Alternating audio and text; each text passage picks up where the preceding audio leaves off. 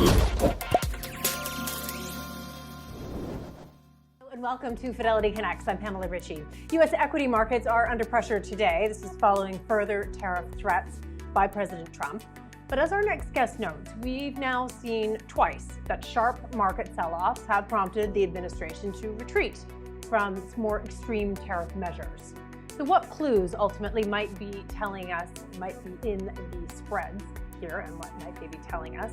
And with the Federal Reserve announcement on tap for later this week, might policymakers have no option but to stay on hold? Joining us now to unpack the macro themes on his radar and to set you up for the trading week ahead is Fidelity Director of Global Macro, Jurrien Timmer. Hi, Jurrien. Great to have you back. Thank you for joining us. How's it been? Good morning. Yes, we missed last week because I was flying from Hamburg, Germany, back to Boston. But here I am, just arrived on the West Coast. So good to be back, and we certainly have a few things to catch up on. A few things to catch up on. Take us through the last 3 months, because I do feel like it's now time to take a breath and look back, if at all possible. Yeah, so it's obviously been somewhat of a roller coaster, right? So we had the election, of course. It was a decisive outcome. There's no two ways around it. And the markets priced in for an animal spirits type of playbook where you would have an unleashed economy, if you will, not held down by excessive regulation or rising taxes or what have you. And, you know, the tariff thing, I think, was just kind of assumed or hoped at that time to be something that would be, you know, the art of the deal and a means to an end, but not anything we had to really price in for. And of course, that turned out to be not correct. And so we went from, you know, new highs in November and December of last year, and that whole playbook of, okay, rising dollar, rising yields, rising stock market. That playbook was pretty well subscribed to, and the flows and the sentiment data all supported that. And then, of course, we go into the new year, we have the inauguration, and all of a sudden that T word starts to get bandied about with a fair bit of regularity. And all of a sudden the market had to kind of say, you know what, we still like the animal spirits. We still think this is the art of the deal, but maybe this is really serious and we are priced for perfection, and that probably isn't justified anymore.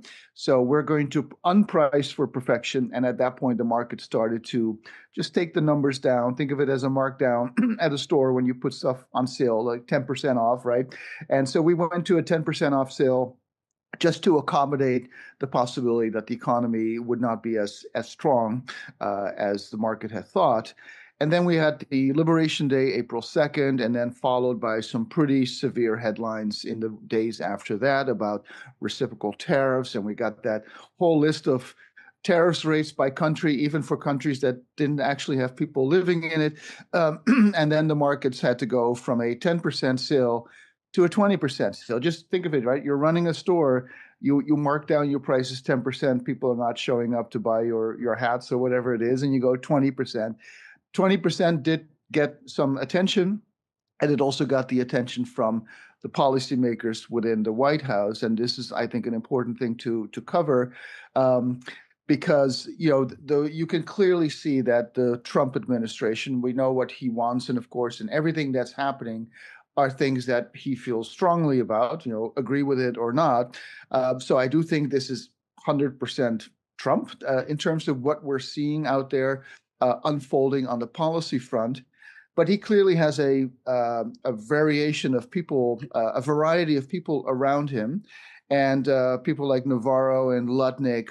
Yeah, where are they? Tend to be the more. Where are they? What? Where are they? Yes, exactly. So when you hear Trump say something, and then the markets have a storm, right? Whether it was the bond market with the 10-year or 30-year Treasury yield skyrocketing up because of plumbing issues in the bond market, or whether it was that S&P going down to 21%. And then Scott Bessent comes out, and he is, you know, I would call him the adult in the room, but let's be more generous and just say he's the more moderate voice, and the other two are the more hardline voice.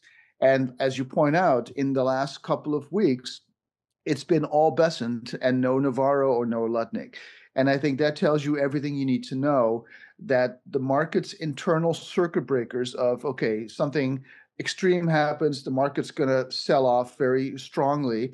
That acts, and then, I assume, I can imagine, Trump gets a call on his red phone from Scott Bessent at Treasury saying, Mr. President, really, you have to walk this back. And I'm just imagining how this might work. But so I think what we can say over the last few weeks is that the more moderate voices, and Bessent, he's become the superstar, right? He's on every TV show. He's clearly knows what he's doing. And so the hope is now, and you can see this in the market, if we pull up slide 1, I think the hope or the sense in the markets now is that Trump's listening to the right people, and the circuit breakers in the markets, like those pain points, have been found. So S&P down 20%, the 10-year Treasury yield up 50 basis points in a short order. Those are things that are getting the attention of at least the Treasury Secretary, and then by extension, they get the attention of the president. And so what we have now, if we look at the S&P, and yeah. Sorry go to ahead, interrupt. and we talked about this. Yeah, go ahead. Sorry, I was wondering if what you'd call what you just described there as a put. Yes, so a very good point.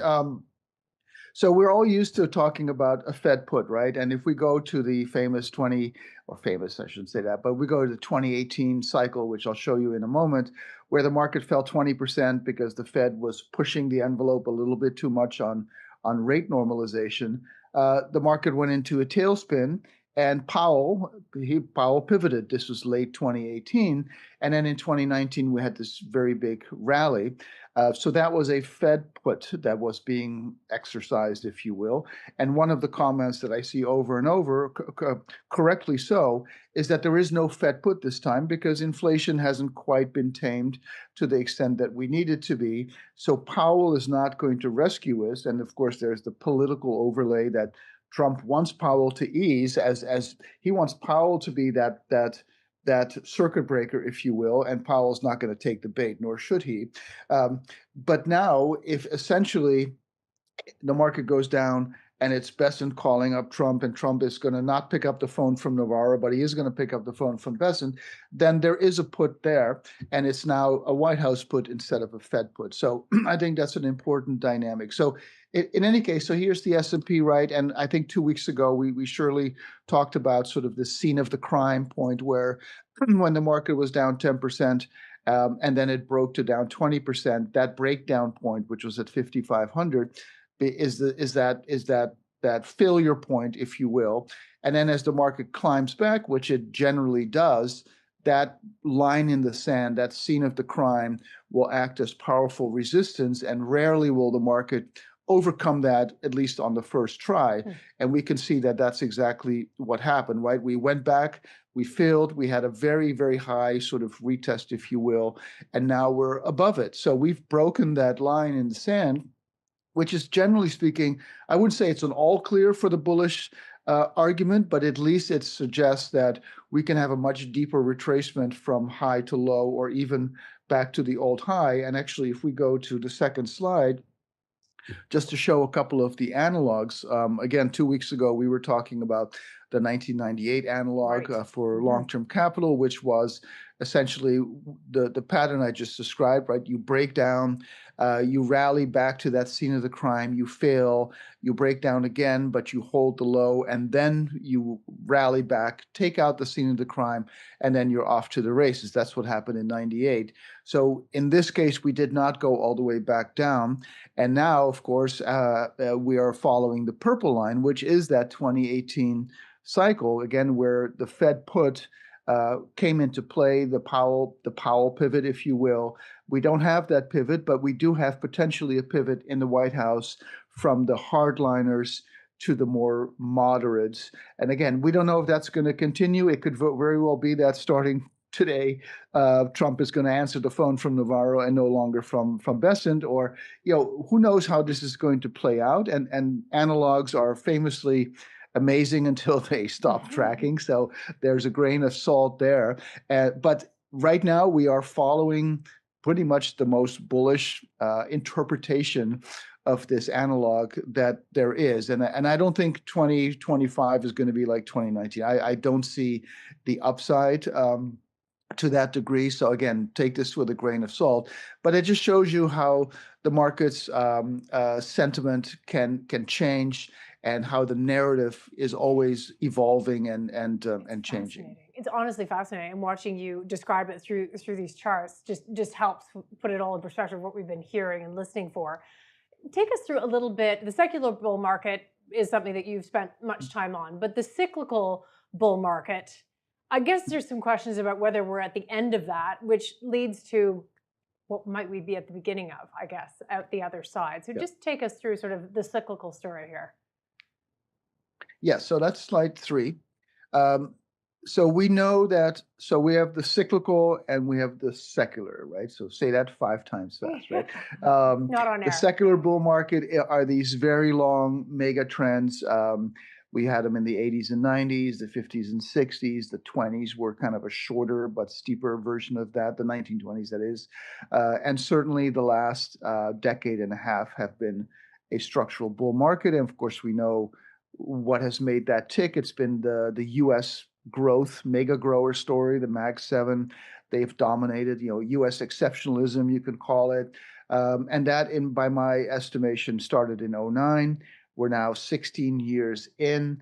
The typical secular bull market lasts 18 years, with the caveat that it's a sample size of 2 or 3, so not statistically significant, but it's a long in the tooth secular bull, and we now have potentially the playbook for a changing of the guard, right? Like if we did go down the Navarro rabbit hole and we're having a new world order of deglobalization, de-dollarization, no more recycling of dollars around the world that find their way back into the US markets. If that were to happen, that would be a pretty significant regime shift. And you could argue in that scenario that you would get the mean reversion between US and non-US. You would have more inflation. Maybe those mega cap gross companies lose their valuation premium. And so that's a very big conversation worth having. And we will certainly be having that from time to time. But at a more micro level is the cyclical cycle, for lack of a better word. And this chart, of course, shows all the bull market cycles over the past 100 plus years. The one we've been in started in October of 2022 after that rate reset in 22. And that was a 28% decline in the S&P, a 33% decline in the PE ratio. And since that time, we've, of course, have been in a cyclical bull market. The first year of which was hard to even spot because it was just the Mag 7 and basically nothing else. And then last year, it was a broader market with more stocks participating, and we had good earnings growth of 12% in 24, amplified by a significant re-rating in valuations. And so that produced a very good bull market. And the median bull market's age historically is 30 months and is good for about a 90% gain. And this one started to break back in February, right at the 30-month level after gaining 76%. So we're again, that doesn't tell us it's over.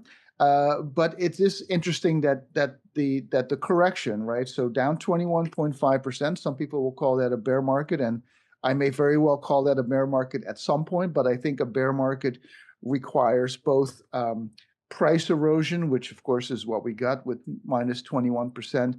But bear markets also need time.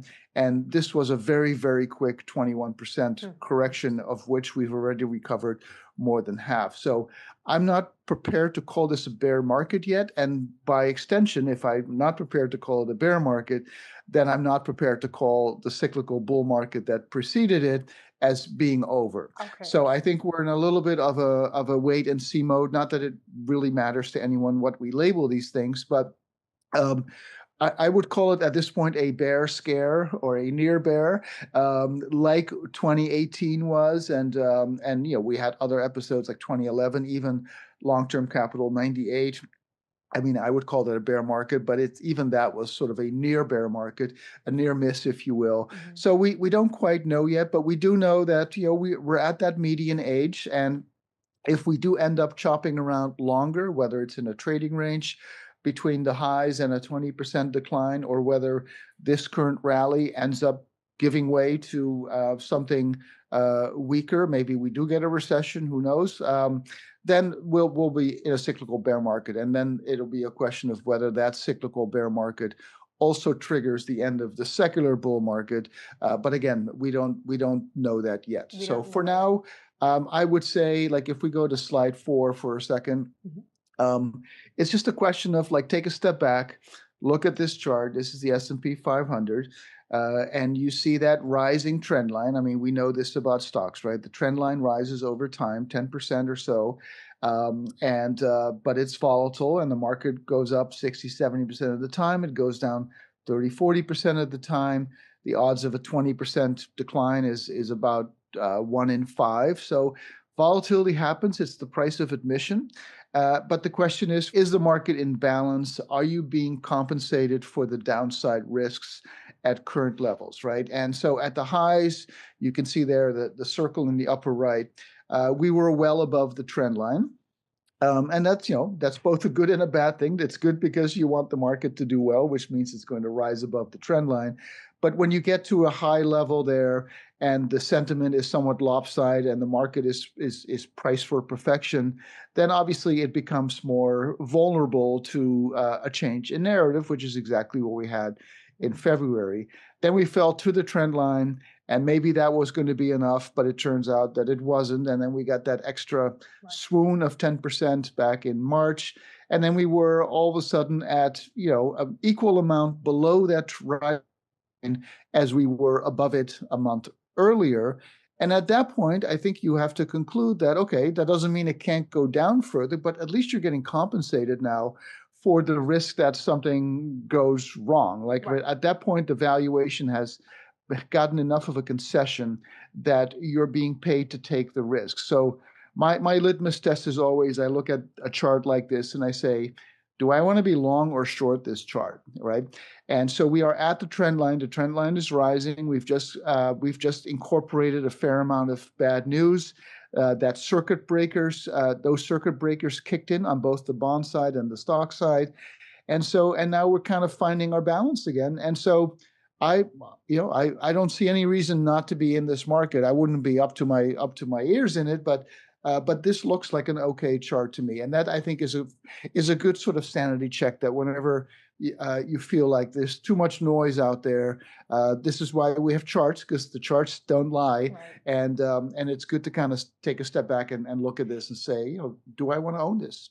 And so based on that, and just what you said there, this question sort of takes it, do you think all the existing market uncertainty has already been priced in? You talk about it in terms of circuit breakers and also that chart itself. Have we priced it all in?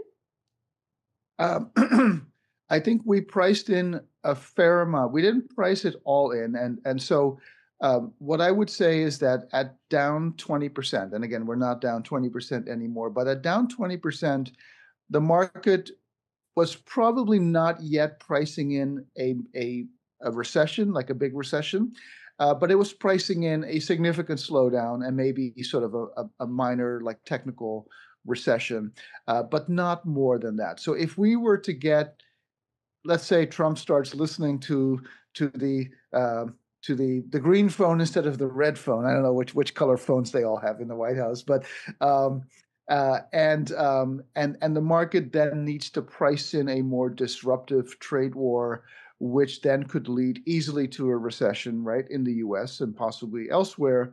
The market's no longer priced for that. It was on its way to pricing for that, but then again, that Besson circuit breaker kicked in, and so now it's priced for something better than that. So if that were to return, that scenario, I think that would be the next leg down of the market, if there is one. And so if we pull up slide 5 for a second, that gets you. Oh, times. We're about 28 times earnings right now, which is So not super cheap. So that gets you into earnings and valuation, right? So how much of a haircut to earnings is being priced in? So slide 5 shows that even though Q1 earnings season, which is just wrapping up now, was a very good one. But of course, we were never going to learn anything from Q1 about a recession leading from a trade war, because that was sort of in the rearview mirror. But you can see that the growth estimates for Q2, Q3, Q4 are all down about 300 to 400 basis points. So a significant derating has occurred on the earnings side, but those are still all positive numbers, right? So no one, whether you look at the GDP forecast or the earnings forecast, no one that I can tell is pricing in a significant contraction, a recession. So that scenario, if that were to unfold, that's not in the market. So that would be a negative that would presumably then cause the next leg down. But so far it's not happening. And if we go to slide 6, we can see that the credit side, we've talked about credit spreads in recent weeks, the credit side continues to act well. So this is the high yield credit spread on a reverse scale, the yellow line. And that is coming up in accordance with the rising stock markets. And that's what you want to see, right? If you were to see the stock market go up and credit spreads widen, that would be a very significant negative omen, but we're not seeing that. So that is a good sign that the markets are in agreement. And then to your point about valuation, if we go to slide 7, so this chart shows the 5-year cyclically adjusted PE. And the 5-year CAPE went from 33 times earnings, which is a very, very high level, to 25, so that's a significant derating. Now, we're not at 25 anymore, of course, because the market has recovered, but we're still at about 28. Again, not low, but if you look at 28, you draw a line from right to left, that's not an obscene level. And so again, that's the 5-year CAPE. The 12-month number, the forward estimate, the forward PE went from 22 to about 18, and the forward PE on the Mag 7 went from what was it now, near 40 to about 27. So that is a significant derating on the leaders that have been running the show here. And that's a good sign, right? Because these stocks are obviously still producing earnings, and they are very large. They're a third of the market.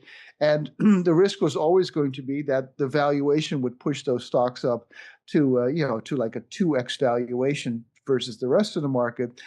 They never got there.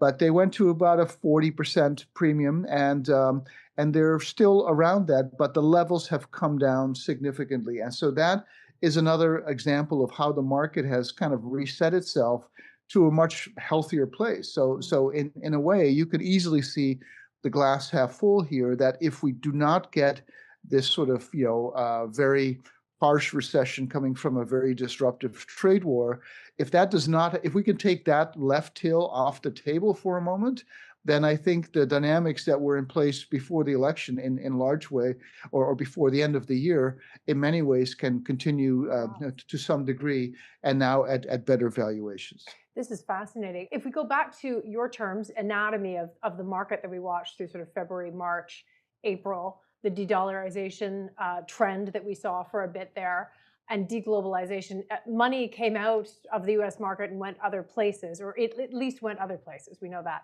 Tell us a little bit about that vis-a-vis, bullish remarks on where we might be in the US markets. What's the ex-US story? Yeah, so the ex-US story is actually very good. And if we go to slide 14, we can see that the premium. So we know that, rule number 1, price follows earnings, and relative price or relative performance follows relative earnings. And we see that very clearly in this chart, which shows US versus ex-US performance in the top versus earnings in the blue line. And you can see those two things move in tandem. So if the US is outperforming or underperforming, it is, or it should be, because the relative earnings tide is turning. And of course, then the PE side, the valuation side, is a byproduct of that. And you can see here in the bottom panel that during the financial crisis, the US actually was cheaper than the rest of the world. And at the recent peak, it was 68% more expensive than the rest of the world. And that's a very big premium. But again, it's a premium that I would argue had been justified by that rising earnings dynamic. And that rising earnings dynamic, of course, was driven by the Mag 7, and it was amplified by share buybacks, which tend to happen with these large growth companies. But now the relative earnings side has flipped, and we don't know for how long that's going to be. But if you look at the earnings estimates, and I don't have the chart this week, but if you look at the year-over-year growth in the forward estimate for IFI, so Right. non-US developed, that number is 10% and rising. And for the US, it's 10% and falling. So there is a real changing of the guard there happening with relative earnings. And that's, so if you have the relative earnings change in momentum, if you will, and you add to that crowded trades, right, in the US versus the rest of the world, and you add to that a significant PE premium, all of those become amplifiers for a mean reversion. And so I do think we're in a mean reversion. And then if you add sort of the worst case scenario where we have a messy trade war that leads to a capital war, right? And remember, back in February or March, Right. we had this very unusual situation where the stock market in the US was down, the bond market was down, meaning yields were up, and the dollar was down. So that doesn't happen very often. And that shows you that basically all US priced assets were on sale, with the exception of gold, which was the ultimate hedge against that happening. But that's something we generally don't see. So if that was a taste of things to come, and I don't know whether it is or not, but if that was a taste, then we would see less money flowing into the US or even money flowing out of the US. And that would be then kind of the structural elements that would not only change the cyclical direction of US versus non-US. And again, I would put IFI slightly above EM, but EM is certainly part of that mix as well. But that would also be potentially the storyline for a change in the secular wave. And again, a change in the secular wave, we don't have time to cover that, but maybe next week we will. That becomes then a question of the alpha versus the beta, right? The last couple of years, we've been in a market providing very strong beta. So the stock market goes up, bond market goes up. A 60-40 would give you a 9% CAGR with a 9% vol. This is from like the late 90s until COVID. And you didn't really need to do anything else than that, because there was so much beta. If you made some alpha and the alpha brings your 10% return to 11, well, that's great, obviously, but it's still 10 versus 11. If we have a new secular wave that produces a lot less beta, both from stocks and bonds, and your beta ends up being a CAGR of 5%, I'm just pulling a number out of a hat, then an alpha of 100 or 200 basis points is very significant. And so that's the way I think about what might happen in a new secular regime. But again, we're at 11:59. This is we'll so have to valuable. table this for next week. Can you please, we'll be waiting with bated breath. Actually, just one word, eagle eye on the Fed or policy this week? The Fed's not going to move. Well, the Fed has certainly license to move. Slide 9, real quick. The inflation data have been more favorable the last month versus where they were the previous year. And if you look at the orange line, that's the 2-year rate of inflation. Okay. You look at the black line, that's the forward curve. The forward curve basically says that the Fed is going to do whatever inflation has already done. And so I do think there are rate cuts coming, but there are only a couple. The Fed doesn't really need to do more than that. And certainly the Fed doesn't want to be playing this stupid political game where, the president says cut rates and then lo and behold, he cuts rate. Like, he's not going to take the bait, and he shouldn't. Okay, we'll leave it there. We're absolutely very grateful for taking us through all of that. We'll look forward to what the relative alpha beta story is next week. Jurrien Timmer, delight to see you. Have a great week. Thank you very much. Thanks for your time.